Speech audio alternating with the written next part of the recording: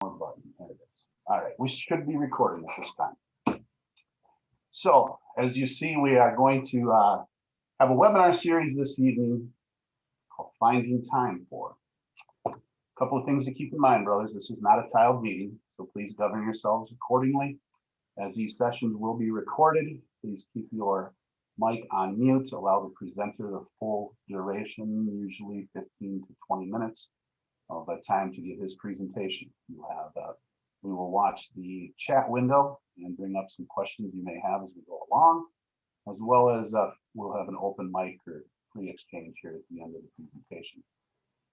I will put a poll up that will give us about 5 minutes to review that. There will be a small closing slide. I'm just going to actually run that right after the poll is done, so please continue to open your questions.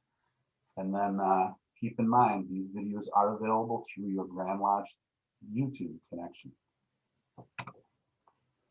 The upcoming weeks, you will find Worshipful Brother David Kemp giving us a presentation on the York Rite Masonry in Minnesota.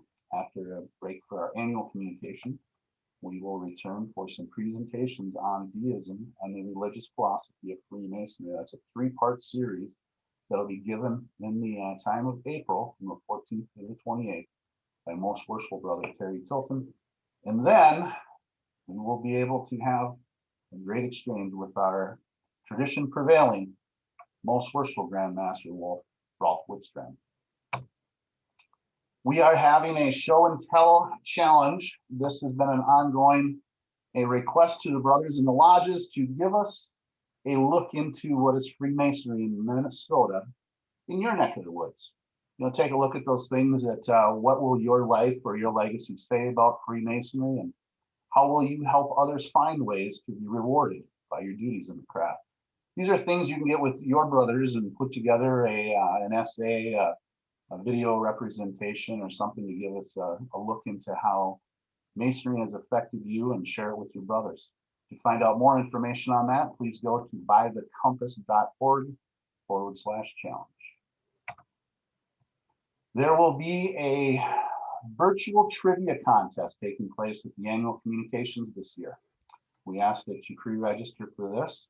You can go to the Minnesota Masonic Charities .org for the registration to take place. This will be on Friday, Grand Lodge, April 9th, around 6 p.m. You'll find a great series of questions by one of our most fantastic organizations, that is the Minnesota Masonic Charities virtual trivia contest. And now it is my honor to introduce a fantastic brother from the Southeast region of Minnesota, Worshipful Brother Brad Phelps, for Finding Time For presentation. Over to you, good brother. Thank you, brothers. I will start sharing my screen.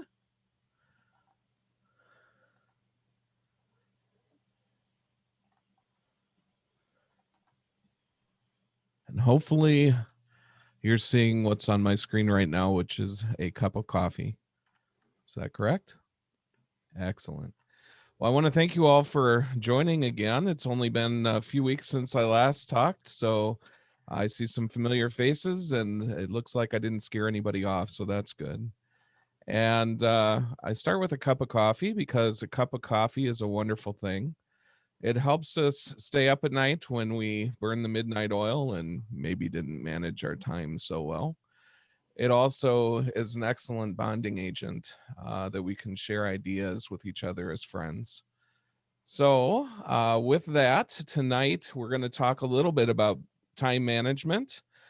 And specifically, I'm going to pose 3 questions that are designed to get us thinking about time management, perhaps in novel ways or ways we haven't typically thought of it. It's possible that some of you have thought of it in these ways, in which case it'll be a good reminder, especially as we move away from a temporarily socially distanced society into one that becomes a bit more integrated in person. So along those lines, the very first question that I will ask us to ponder is, who are you? Or if you want to look at it in first person, who am I? And it's an important question to ask. I'm going to ask for a little bit of forgiveness on the next couple of slides because I'm going to talk a little bit about myself.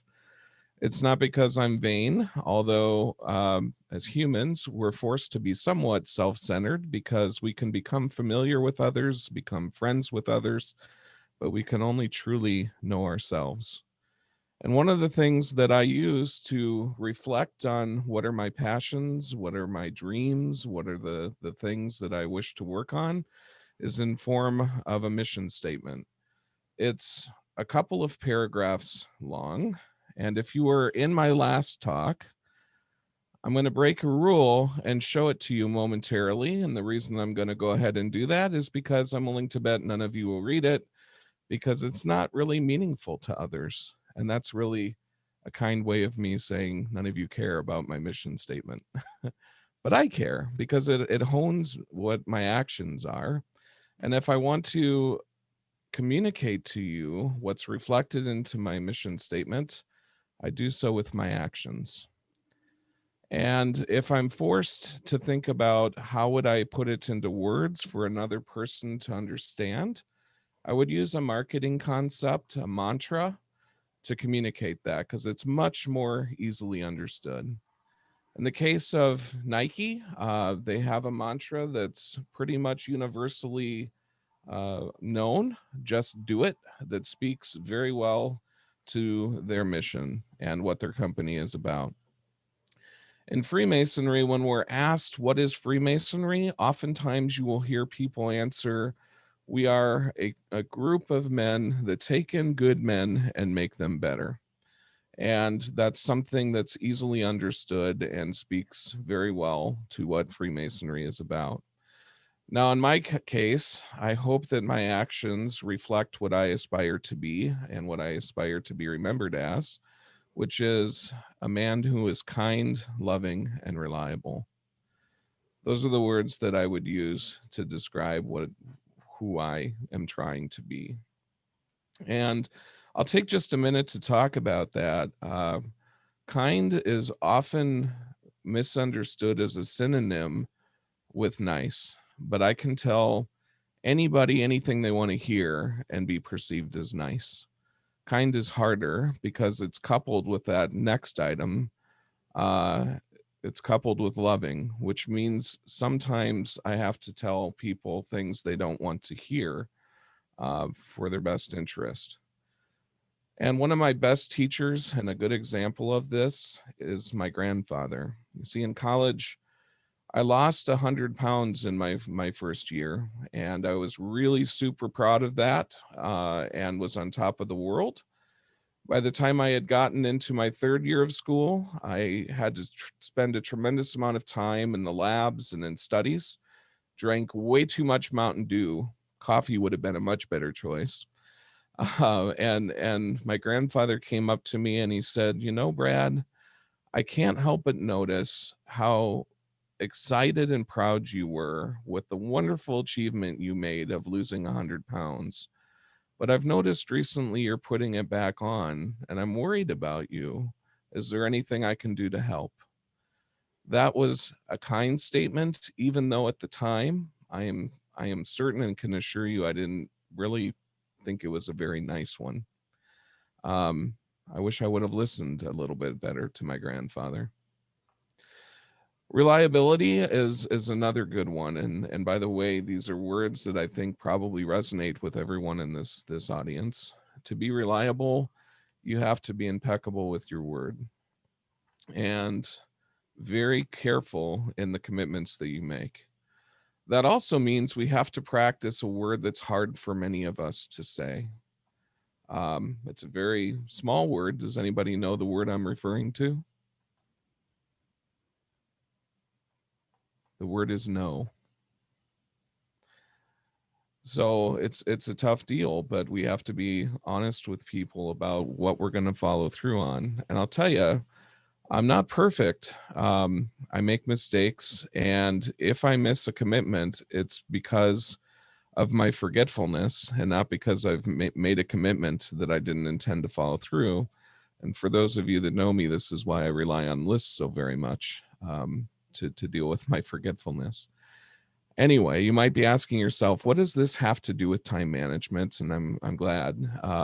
There's a couple of really important points. Number one is not taking on things that are unimportant to you will help free up time for you to spend on the things that are important to you. Additionally, knowing yourself and what you're focused on is a wonderful mechanism for prioritization. And so, if you ponder these things and are able to define who you are, the very next question that I would pose to you is, what are you here to do? What are you here to do? In my case, I've been blessed with a number of dreams that I've been able to fulfill and go after the entirety of my life.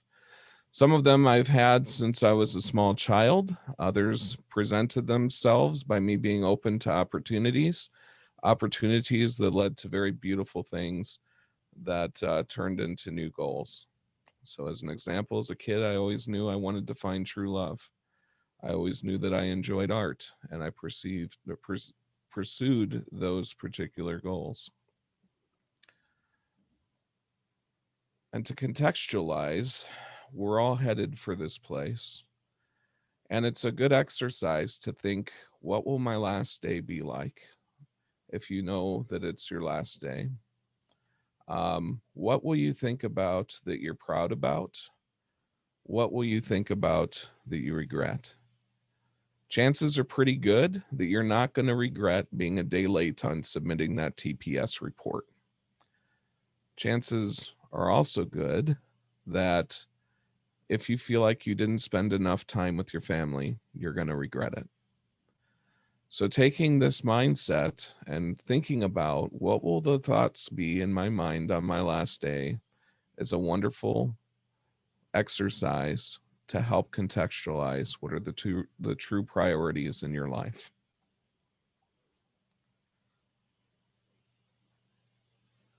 And so one of the questions that people may face is, how do I find balance between my dreams and the opportunities that present themselves? And to answer that, I use a framework that borrows heavily from Dr. Stephen Covey, one of my heroes that I was introduced to in the early 90s. He is the author of The 7 Habits of Highly Effective People. Based on how long that book has been published, it's a good chance that many of you have read it. For those of you who have, I would recommend revisiting it. I reread it every year, and every year I find something new. For those of you who haven't read it, please do so. It really changed my life and started the whole progress of me getting out of my shell. And it was extended as I got into Masonry. So a very excellent book. If you feel like you don't have time, it is on audiobook as well.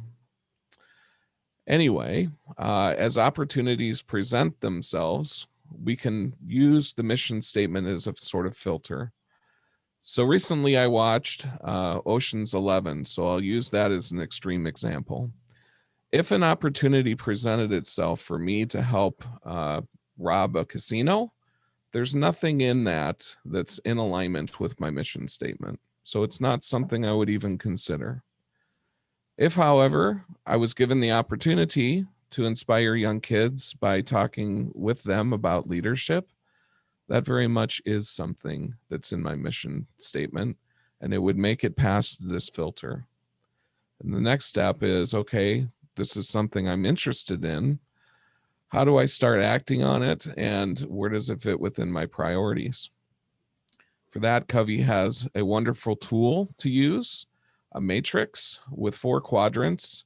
On one axis is importance, on the other axis is urgency. Talk a little bit about the first quadrant. This is the quadrant of emergency. These are the things we do right now. As an example, if your kitchen's on fire, you're going to put the fire out. And the reason for that is we all need shelter in order to exist as human beings. Another example that's closer to home. my knees have started to hurt. My back hurts. COVID-19 has not been very kind to me, and neither have I. And my motorcycle chaps no longer fit, and neither do my suits. So that has become an emergency for me, and I'm pursuing activities to increase my fitness. The quadrant of importance but not urgent is the quadrant of proactivity. This is where we want to spend the majority of our time. This is the quadrant of planning, and consequently, it's also the quadrant of building relationships. Why is that? Because we have runway to think about things, including who we want to partner with or who we want to spend time with. This is a great quadrant. Like I said, it's where we want to spend our time. The next one is the quadrant of noise, things that are not important but are urgent. And for some that are new to this concept, they might raise an eyebrow and say, how can you have something that's urgent but not important? Well, here's an example. I'm an IT guy, and I get calls a lot, and I've actually gotten a call where somebody thought it was an emergency and end of the world, that they couldn't log into Facebook, and asked me to help them. Well, this matrix is based on my view of the world and the things that I'm working on. And in the grand scheme of things, even though it was urgent to this person and they were presenting it to me as urgent, there were more important things that I had to focus on. This is an example where at that moment in time, I had to say no. And I guess extending on that, we can use our networks here as well. So if we know somebody that is more in alignment of who we're interacting with, we can certainly connect those two people. So that's how you can have an example of things that are urgent but not important. Then finally, the quadrant of waste, things that are not urgent and they're not important. You know, a friend of mine was scared when he asked me how I found time to do all the things that I do, that I would answer, I don't watch TV. That's not the case. Although I will say television on my grand scheme of things would be one of the first things I would give up to address some of my other priorities. That said, when I think of this quadrant, I think of things more like gossiping, which really doesn't bring any sort of value to social fabrics. And the other that comes to mind is a hard one, and that is worrying about things that we can't control.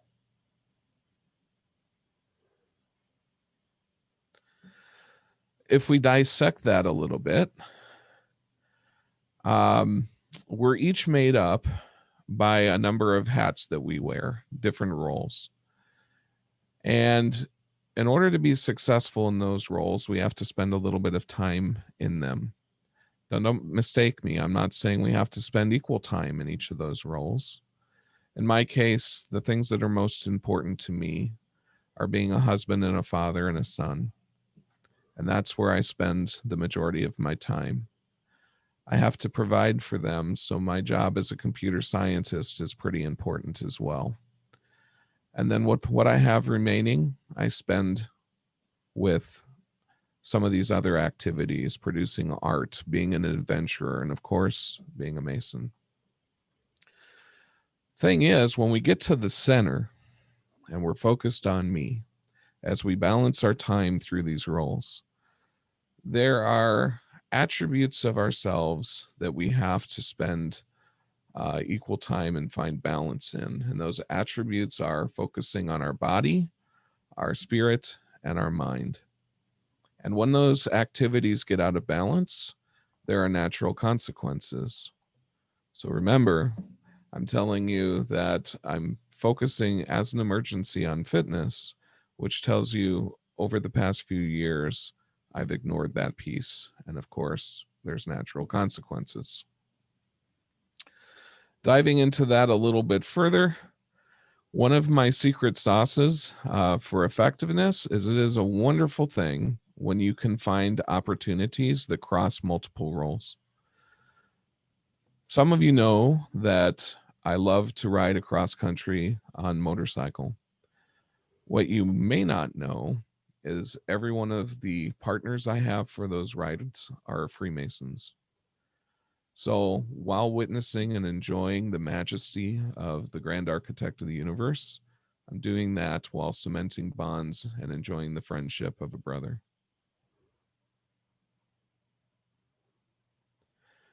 So we've talked a little bit about who am I? What do I want to do? So now the question is how? How do we go about it? And when I talk about these types of things, I like to use motorcycles as an example. Stephen Covey talks about all things being all things exist in two realities. There's the idea and there's the realization, or if you will, cause and effect.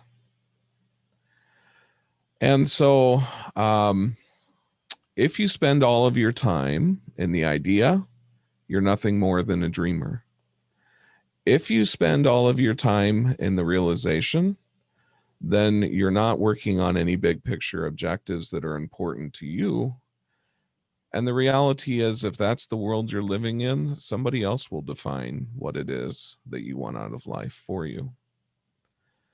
Motorcycles are a great example of this because in a car, it's kind of like watching the world through a television. And if you don't believe me, your windshield draws a frame around the world as you travel through it. You're sitting on a seat that's probably as comfortable as your couch. You are in a protected shelter with environmental controls, namely, you've got a heater and you've got air conditioning. On a motorcycle, you're exposed in the world. There is no frame. You know, as you're going through it, you're seeing it directly through your eyes. Sometimes it feels like you're flying. And if it's raining, you're going to get wet. If it's hailing, if you don't pull over and take shelter, it's going to hurt. And so these pictures are pictures of a trip that I took with my dear friend, most worshipful brother, Kurt Walser, from Minnesota to Yellowstone. We had 3 goals for this trip. The first one was Kurt had already received his Iron Butt Award. I wanted mine. Those of you that don't ride, there's a society that will give you a patch and a certificate if you travel 1,000 miles in one day on a motorcycle. So that was the first goal. Second goal is we wanted to spend time in Yellowstone. And the third goal was to make it home from Yellowstone through the Black Hills and do so safely. So let's talk about that first goal. Remember that riding motorcycle can be dicey, but the universe smiled upon us. We did have 2 hours of rain, so we were wet when we got to our destination, but we did travel from Austin, Minnesota to Red Lodge, Montana in a single day. And it could have been very different if we would have hit tornadoes or extreme weather. So the lesson from this is, while plans change quickly, goals do not. And what I'll tell you is we still had to make adjustments along the way, because I know it's hard to believe that in June we would hit road construction, but it is the truth. So the route that we took had to be altered. There's an important leadership lesson for this as well. If Kurt and I didn't know we were headed to Red Lodge, Montana, and we just had a step-by-step instructions, the second we hit road construction, we would have been dead in our tracks. But by virtue that we knew what our goal was, we were empowered to change our plans and still make it to our destination. And since mileage was a factor, you know, we had to consider that as we rerouted. So every time we stopped for gas, we reevaluated our environment and our goals and made adjustments so that we could successfully do what we were looking to do. This is a metaphor to the types of activities that really bring forth power with regard to managing time and making sure you're getting the outcomes you want. You know, knowing we wanted to go to Yellowstone might be like making a plan for a year, you know, your yearly plan, or it could be a monthly plan. And the stops we made along the way to make adjustments are the mini plans that we make every week. So if you don't spend time every week looking at your calendar and thinking about what activities you're going to do for each of your roles, and to challenge your body, your spirit, and your mind, I would recommend you do that. And every week, watch your progress and make sure that you're making the right progress towards where you want to be. The other lesson in that is the next day we were going to go from Red Lodge, Montana into Yellowstone via Beartooth Pass. And even in the summer, there is potential for snowfall in the mountains. And Beartooth Pass is one of the highest elevated roads in North America. And indeed, the day before it snowed. Kurt and I were ready for it. We had winter gear, including our motorcycle chaps, so we could do this trip without adjusting our plans. If we would have had to we could have bought new winter gear, or we could have rerouted, not gone through Beartooth Pass, and still gotten into Yellowstone, which is a good reminder of prioritization.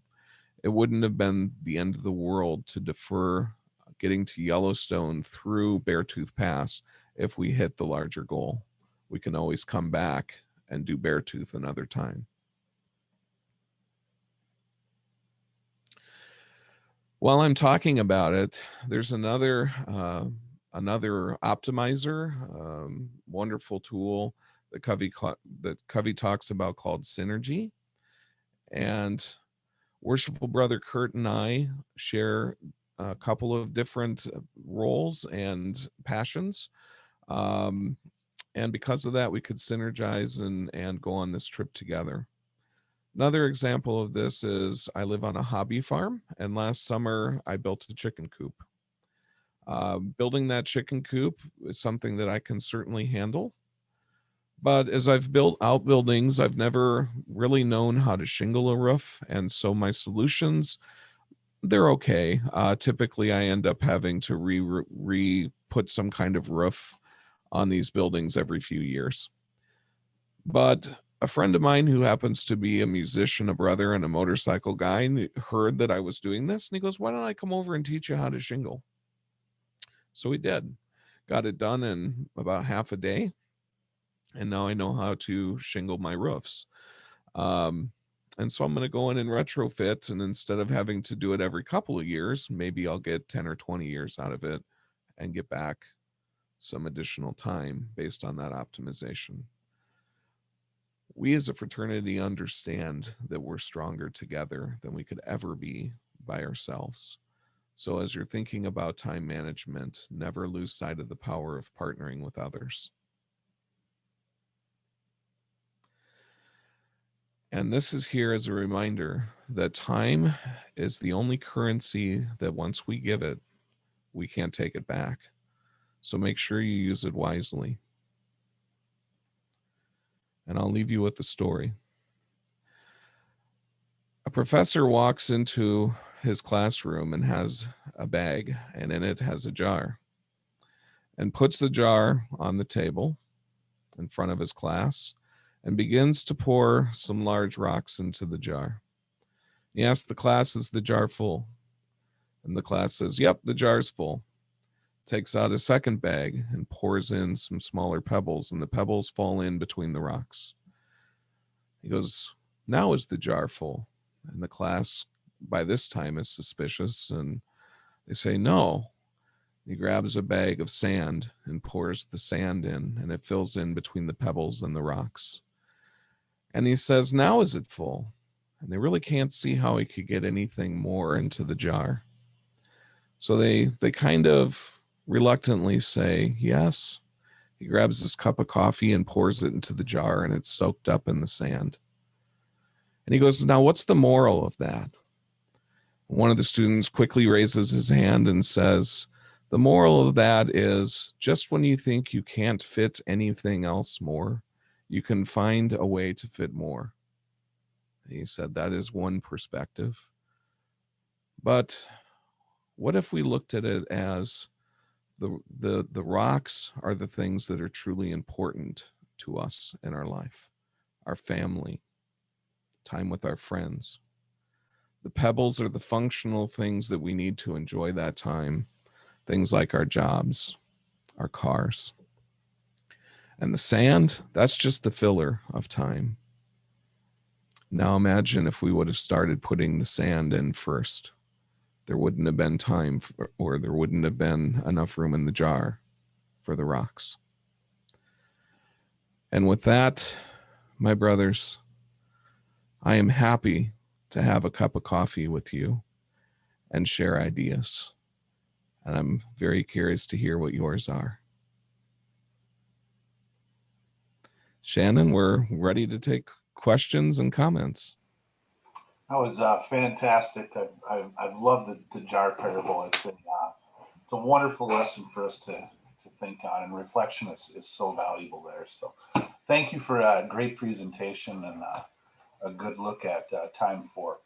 Brothers, I'm going to go ahead and switch us into some of the automatic things that the webinar needs to do. So I'll open up the poll. I'll share a couple of screens, but let's open up the mic and please share some things, or maybe you have some questions or things to inquire upon.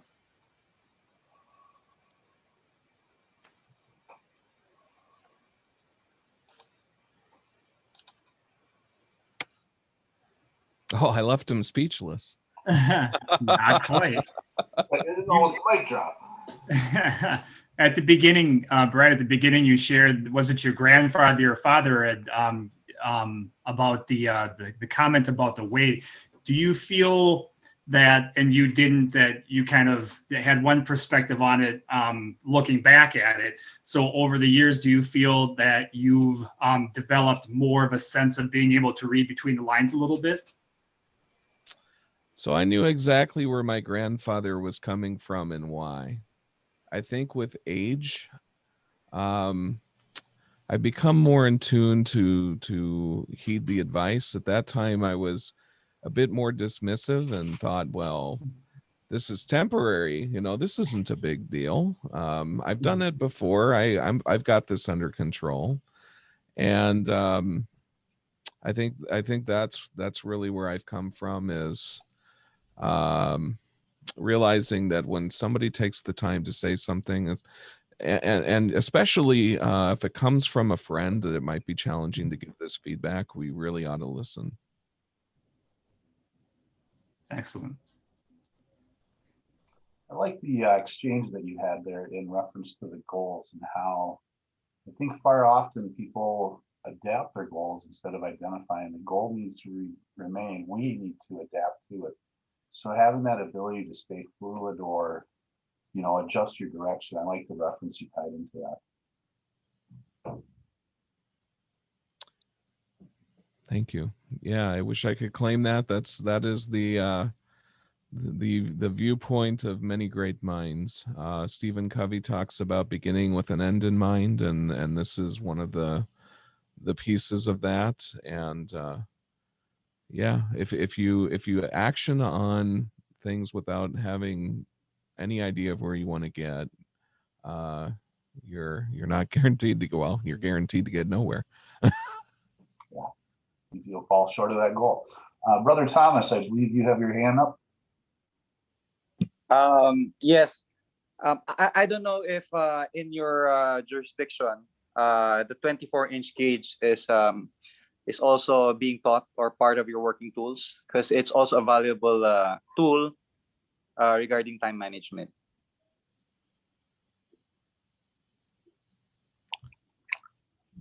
I'll expand on that a little bit. I've done a presentation, and it's actually mounted here. It's the Daily Scheme by Ben Franklin. I would highly encourage you to do a little Google searching on that. He had a very interesting way of the 24-inch gauge and how it should be divided. And when you look in there, and you see the things that he's applied to it, it's really close to 8, 8, and 8.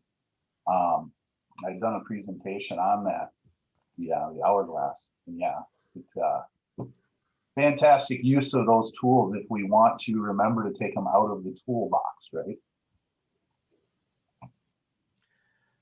It's funny that we talk about Brother Ben Franklin there, because when Covey started doing research for 7 Habits of Highly Effective People, since the 1940s, there has been a lot of self-help that's focused on how we feel good about ourselves. Prior to that, there was a principle-based way of self-improvement, and Covey went and researched how these more traditional ways were done. And in those in that research, who did he run across? You guessed it, Brother Benjamin Franklin. See if I can pull it up for you guys real quick. I think it's still have. Worship Brother Brad, thanks for sharing the presentation. It was really very well done. And similar to others, I really like the analogy of that glass jar at the end. And all of us through our various phases, whether it be personal or professionally in life, have to battle this kind of a strap for time, what you can take on, what you shouldn't take on. And certainly there are various means by which you kind of prioritize, minimize, maximize, and redirect your time and effort. But each of us have a different length of cable tow. And what I mean to say with that is that what might be easily managed by one could be overwhelming by the other, despite the fact that they might be using the same tools to prioritize and kind of handle these things. Any thoughts on kind of because in all of this, what is critical is that you, and I think you alluded to that in somewhat in a indirect way, is that you have to watch yourself, right? In the center of all of this is still that me. And in that me, there should be a gauge that carefully assesses whatever you load on your table, whether in the short term or the long term, has to fit within your cable tow. Any guidance, any wise thoughts as to how to potentially manage that? That's a wonderful question. So, and you're right. There is a focus that needs to be done on personal development. I'm a firm believer of being a lifelong learner, which is the mind piece of that equation. Remember, I said we have to find balance between focus on body, spirit, and mind. And if you find yourself based on, you should first of all be looking at your mission statement and your goals to make sure where you're spending your time is in alignment with where you want to get. And that's where that reflecting on that last day really comes into play, because we convince ourselves so often that the activities that we're doing are rocks when indeed they're sand. So that's the first part. And the second part is, based on that, our roles should revolve around that too. And the activities that we're doing should contribute to the things that we need with regard to ourselves. And we can't learn by ourselves either. So that networking piece and synergy that I just glossed over is so important as part of that equation, and is why I'm saying what I say about my grandfather. He was doing his best part to be a loving mentor and family member, and help me see that things were getting a bit unbalanced. So keeping all of those things in mind, making sure that you continually look at it. And remember, you want to look at your mission and refine it from a refinement perspective. I would recommend at least twice a year. You want to be continually looking at it as you're making your weekly plans. And that's the best way to keep yourself in check. And remember to listen to the feedback that's coming from around you. You don't want to take all of it as gospel, but you certainly want to be receptive to it. You touched on one aspect where that we as human beings are really good at, and that is kidding ourselves, right? As to what we can take on our plate and the prioritization, what is important, what is not important, and the creativity and innovativeness that we deploy in that is quite remarkable. I quite often give the example of when I argue with my wife about taking the garbage out. I spend more time arguing and substantiating why I shouldn't have to do it than it would take me to take the garbage out. But So yeah, and so Happy wife, happy life, right? that's kind of the honesty, and I think you touched on that as well. The honesty towards yourself is really critical in all of this. That are, like I said, we are great at kidding ourselves. And I'm glad you brought that point up, Brother Hans, because I thought that was a fantastic way to begin your presentation, because how often as Masons do we put ourselves at the front of anything, you know, whether it's fraternally with our brothers or, you know, or what we're doing out there. And I remember some of those, you know, what is my mission or things that I do, and you'll stumble some things that you really want to hang your hat on. You know, one of them is I feel I'm doing a mission of God. That's my quest, is to determine what, you know, God's will is, and do my best representation I can in that journey, right? So I want to expand on that, because I remember back when I was first looking to become a master of the lodge, and, you know, great guys around you, but, you know, still you want to have an understanding of what this is. And someone had referenced the Grand Lodge of Ohio has a University of Freemasonry program in the leadership division. So I'd inquired into it and looked into it. And I know I've mentioned this or brought it up in the past, but where it begins is telling you to take a personal inventory of yourself. What are your strengths and your weaknesses? I thought that was so incredible. We've asked the question in leadership, Brad, and we all agree. When does leadership begin for Freemasons? Day one. When you asked, how do you become a Freemason? You started leading yourself. And we do need more Leos and more, you know, opportunity to talk about how we as brothers need to take that time also on that 24-inch gauge. And interesting, how often do we look at the trestle board today in our conversations either? There's another great Masonic tool that we could use more education on. So yeah, I thought brilliant way to open it up, because we as Masons so often don't put ourselves out there first. And let's be honest, I mean, our Masonic journey as in many cases, we view it as being introduced into a world that is full of mystery, secrets, and God knows what are. But the essence of all of it is really that you're going to expose yourself to yourself, right? That's really what it is. It's a journey of self-examination as to who are you, and these are the questions that Brad brought up in his presentation. Who are you, right? What is your effect on your surrounding, right? That you understand in your interaction what you're causing, right? The ripple effect, because you don't live in isolation, you live in synergy, you live in harmony or not harmony, depends on.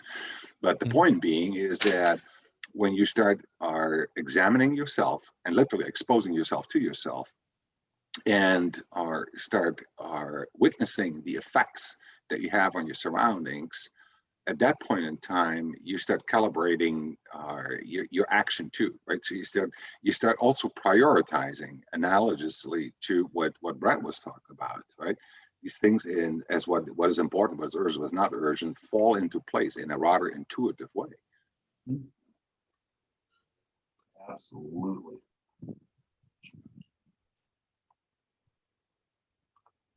It is a beautiful thing. Yeah. Yeah, I have one comment with all these goals and such. Now that I'm 84, I've kind of backed off. I had a place in life where I'm happy with what I have and where I think I'm going. So as for goals, I just kind of bounce around as to what's interesting. Now, that's not what you would call time management, but it's very relaxing. And hopefully that way I might live longer. Don't have to fight the rat race every day. And although it took some effort to get where I am, but I must say that the Masonic principles certainly did a lot to guide me in the proper direction. if you're basically a good guy and follow good principles, things are going to pull together. Right on, brother. Yeah. I might pose this to you though. You've been here consistently as I've attended these education sessions, and going through the rat race every day is probably spending a lot more time in the quadrant of emergency, being able to make cognitive decisions about where you invest your time. And I just heard you talk about a desire to learn. Sounds an awful lot like you're in the quadrant of proactivity to me, and you're actioning on it by being here. Yeah, I just like the camaraderie of this group. That Amen. such a thing exists here, but it's just nice to listen to what other people have to say now. That's why for several years I've been Tyler of our lodge, because when I was younger in lodge, going through the chairs, the old guys would come around and say, "Oh, you have to do this, you have to do that, and you did this wrong." I've noticed lately now when I go to lodge meetings, people don't pay that much attention to what I have to say, which is probably good, because things change and people change. But I really enjoyed just sitting outside the lodge, talking with people that come in late, and I don't get all fired up about some of the issues that I may not agree with. But when you're younger, you have to kind of put up with things you don't really care about, because, as you say, your goals are paramount, and somehow you have to stick with them. But Frank, you hit on a good point, though, is that as we age and as we mature, Yeah. the shaping of ourself, who we are as a human being, goes through a transition as well. When we are younger, we seek our gratification, we seek to test our limits, and do this by virtue of exposing ourselves either on a base of prioritize or on certain very important aspects that we believe are relevant to that period in time. I'm with you. I don't have that proud age of you, but I'm kind of a quasi-retired too. And looking back at my life where I was managing multiple companies, how in the hell did you do it, right? And why? And kind of looking back, you realize that you were a different person at that point in time. Now I can kick back and kind of deprioritize as much as I want, right? And devote my effort and attention, not unlike you, on things that I really enjoy. So it's life is a progressive scaling of prioritization, and clearly for the purpose of shaping ourselves, who we are as a human being, either in our potential or in our dreams or ambitions, whatever we want to be. So, and that shifts over the course of time. Amen. And if you change any of that progression, we were talking about this before people joined, we wouldn't be us. Mm-hmm. The important part is motion has to be there, right? It's kind of at the very moment you stop and bobbing around at the surface of a lake, existence has ceased to exist, right? I'm not saying you have to have a purpose, but you have to allow yourself to continue to expand in areas that are not necessarily providing for family and funds and resources, but providing for you as an individual. I mean, you never stop to mature. It doesn't matter how old you are, right? Correct. Amen.